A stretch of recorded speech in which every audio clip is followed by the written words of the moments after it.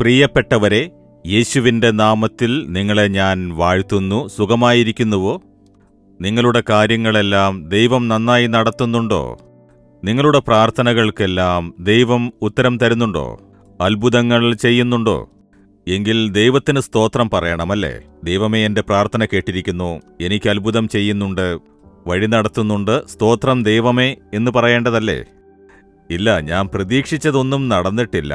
ഞാൻ എന്തൊക്കെയോ പ്രതീക്ഷിച്ചു, ഗവൺമെൻറ് ഉദ്യോഗം ചോദിച്ചു, അത് കിട്ടിയില്ല. ഞാനൊരു വലിയ കമ്പനിയിൽ ജോലി വേണം എന്ന് ചോദിച്ചു, എനിക്കതും കിട്ടിയില്ല. ബിസിനസ് ചെയ്യണമെന്ന് കരുതി ഞാൻ അതിനുവേണ്ടി വിശ്വാസത്തോടെ പ്രാർത്ഥിച്ചു നോക്കി, അതും നടന്നില്ല. ഇതുപോലെയുള്ള ചില കാര്യങ്ങൾ നിങ്ങളുടെ ഇഷ്ടപ്രകാരം നടന്നില്ല എന്ന് നിരാശപ്പെട്ടിരിക്കുകയാണോ? അതിന് ദൈവം ഒരു ഉപദേശം തരുന്നു. അതെന്താണെന്നറിയാമോ? സഭാപ്രസംഗി 9-ാം അധ്യായം 10-ാം വാക്യത്തിൽ, ചെയ്യുവാൻ നിനക്ക് സംഗതി വരുന്നതൊക്കെയും ശക്തിയോടെ ചെയ്യുക. നിനക്ക് ചെയ്യാനൊരവസരം കിട്ടുന്നില്ലേ? അത് പൂർണ്ണ ശക്തിയോടെ ചെയ്യ്. അനേകം ചെറുപ്പക്കാർ പ്രാർത്ഥിക്കാൻ വരാറുണ്ട്. എനിക്കൊരു ജോലി കിട്ടണം അങ്കിൾ, പ്രാർത്ഥിക്കണം എന്ന് പറയും. പഠിപ്പ് പൂർത്തിയാക്കിയിട്ട് എത്ര വർഷമായി? 5 വർഷമായി, 7 വർഷമായി എന്നൊക്കെ പറയും. ഇപ്പോൾ എന്തു ചെയ്യുന്നു? ജോലി അന്വേഷിച്ചുകൊണ്ടിരിക്കുന്നു. 5 വർഷമായോ? 7 വർഷമായോ? അതെ, അന്വേഷിച്ചുകൊണ്ടിരിക്കുന്നു. എന്താ, നിങ്ങൾക്കൊരു ചെറിയ ജോലി പോലും കിട്ടിയില്ലേ? അല്ല, ഞാൻ ഇന്ന പഠിപ്പ് പഠിച്ചിരിക്കുന്നു, അതിന് തക്കതായ ജോലി ഞാൻ അന്വേഷിച്ചുകൊണ്ടിരിക്കുകയാണ്. പല ജോലികളും കിട്ടി, എല്ലാം വളരെ ചെറിയ ജോലിയായിരുന്നു. ഞാൻ വിശ്വാസത്തോടെ ഇതുപോലുള്ളൊരു ജോലിക്ക് വേണ്ടിയാണ് പ്രാർത്ഥിക്കുന്നത്. ഞാൻ ചോദിച്ചു, 5 വർഷം വീട്ടിൽ വെറുതെ ഇരുന്നതിന് ഒരു പെട്രോൾ പമ്പിൽ ജോലി കിട്ടിയാൽ പോലും ചെയ്യാമായിരുന്നില്ലേ? എത്ര വിദ്യാഭ്യാസമുണ്ടെങ്കിലും നിങ്ങളെ താഴ്ത്തി അതിൽ നിന്ന് കിട്ടുന്ന 1000 രൂപയെങ്കിലും മാതാപിതാക്കൾക്ക് കൊടുത്താൽ അവരെത്രമാത്രം സന്തോഷിക്കും. നിങ്ങൾ ജോലി തിരയുന്നു എന്ന് പറഞ്ഞുകൊണ്ട് വീട്ടിൽ ചുമ്മായിരിക്കാതെ കിട്ടിയ ചെറിയൊരു ജോലി സന്തോഷത്തോടു കൂടി ചെയ്യേ. ചെറിയ വരുമാനം, 1000 രൂപയെങ്കിലും വീട്ടിൽ കൊടുത്താൽ അവരെന്തുമാത്രം സന്തോഷിക്കും. നിങ്ങൾക്ക് കിട്ടുന്നത് ഒരു ചെറിയ ജോലി ആയിരുന്നാലും പൂർണ്ണ ശക്തിയോടു കൂടി ചെയ്യേ. ഇത് ദൈവം എനിക്ക് തന്നതാണ്, ഞാനിത് ചെയ്യും. അതിനുശേഷം കർത്താവ് നിങ്ങളെ ഉയർത്തി മഹത്വപ്പെടുത്തും. നിങ്ങൾ പ്രതീക്ഷിക്കുന്ന ഉയരത്തിലേക്ക് എത്തിച്ചു തരും. എടുത്ത് ഉടനെ ഉയരത്തിലെത്തിക്കുമ്പോൾ നിങ്ങൾക്ക് ഗർവമുണ്ടാകും. എന്റെ പഠിപ്പ് കൊണ്ടാണ്. ചിലരങ്ങനെയാണ്. ജോലിയിൽ ചേർന്നാൽ എന്റെ വിദ്യാഭ്യാസ യോഗ്യത അറിയാമോ? ലീഡറാണെങ്കിലേ സ്വീകരിക്കൂ, ഇല്ലെങ്കിൽ വേണ്ട. എനിക്ക് ഈ പോസ്റ്റ് തരാമോ? എങ്കിലേ ഞാൻ ജോയിൻ ചെയ്യൂ, ഇല്ലെങ്കിൽ പറ്റില്ല. അങ്ങനെയുള്ളവരെ ദൈവം സഹായിക്കുകയില്ല. യേശു ക്രിസ്തു വളരെ താഴ്മയോടെ എളിമയോടെ പറയുന്നത് ചെയ്യുന്നവരെ മാത്രമേ തിരഞ്ഞെടുത്ത് ഉയരത്തിൽ എത്തിക്കുകയുള്ളൂ. നിങ്ങൾക്ക് ചെറിയൊരു ജോലി പോലും കിട്ടിയില്ല. ഒരമ്മ പറഞ്ഞു, എന്റെ മകൻ പഠിപ്പ് പൂർത്തിയാക്കി, ഇപ്പോൾ ഒരു ജോലിക്ക് വേണ്ടി എക്സാം എഴുതുകയാണ്, അതിനുവേണ്ടി പഠിക്കുന്നു. ഇപ്പോൾ അവൻ എന്താ ചെയ്യുന്നതെന്ന് വെച്ചാൽ, ഇപ്പോഴും അവൻ സമ്പാദിക്കുന്നു.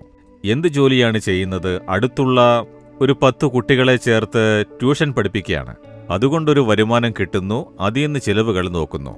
ഇത് പറയുമ്പോൾ തന്നെ ആ അമ്മ സന്തോഷിക്കുന്നില്ലേ?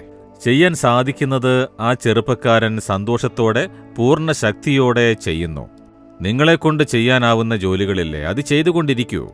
എന്റെ ഗ്രാമത്തിൽ ഒരു ദിവസം അതിരാവിലെ 5 മണിക്ക് ഞാൻ വോക്കിങ്ങിന് പോകുമ്പോൾ 2 വീലറിൽ ഒരു പെൺകുട്ടി വീടുകളിൽ പാൽ എത്തിച്ചു കൊടുക്കുന്നു.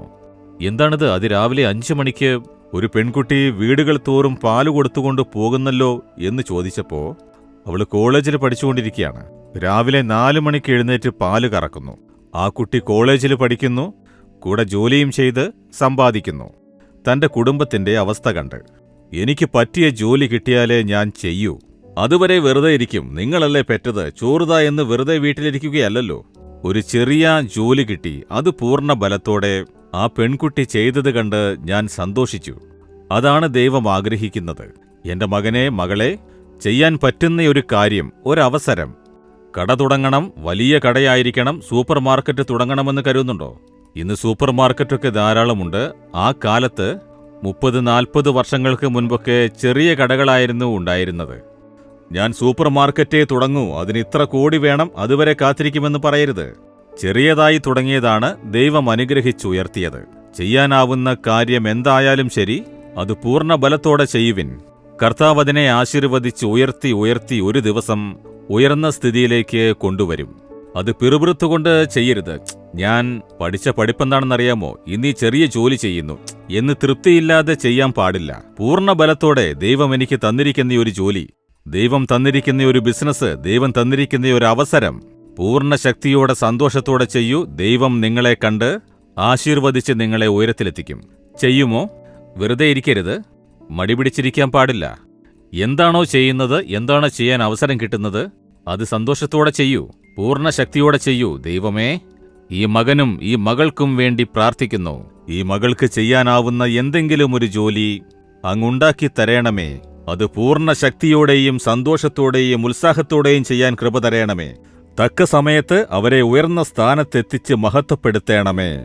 ആ അത്ഭുതത്തെ നേടുവാനായി ഇപ്പോൾ തന്നെ പൂർണ്ണ ശക്തിയോടെ ഈ ചെറിയ കാര്യം ചെയ്യാനുള്ള കൃപ നൽകണമേ.